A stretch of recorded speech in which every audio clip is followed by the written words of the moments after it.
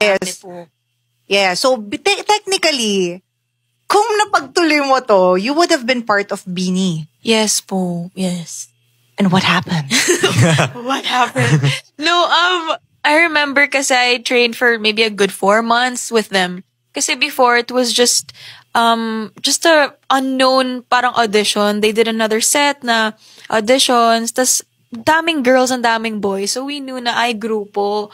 Pero ang dami po talaga namin. Tas, pakonti ng pakonti. I remember I had a teleserye during that time, which was Sandugo 2019. And I was doing that at the same time. Hindi kinakaya yung katawan ko. So, I had to decide to prioritize the teleserye first. Tapos when I was ready to come back, hindi na pwede. Kasi nagko-Korean training na sila. Doon na po yung parang very serious training ng tanggalan for the final group. So, ayun.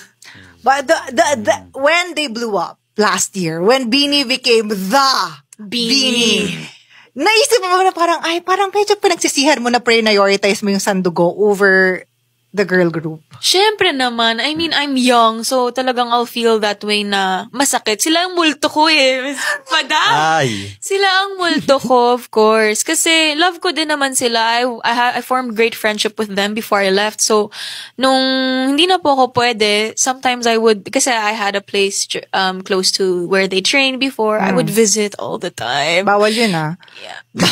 Bawal bumisita basta ha. No, but I would just visit lang before I But go to work. I remember, And, like, you would even like go to the Christmas party and stuff like that. I would visit and everything. And wala lang, kasi love ko din po talaga sila. But of course, nang ibabaw po na masaya ako for them kasi tagal nila nagte-train. Ang tagal po nila naghihirap. So, deserve po nila lahat ng love ngayon.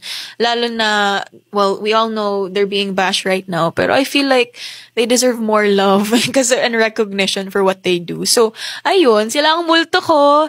And sometimes, napapaisip din ako na you would have been Beanie Rain. Yeah, a lot of people say that, which is sweet. I take it as a compliment. Hindi naman something sad, you know. Pero, you know, when I left, parang hindi rin ako nag-stop mag-training. So, parang nag-train pa rin ako mag-isa, ganyan.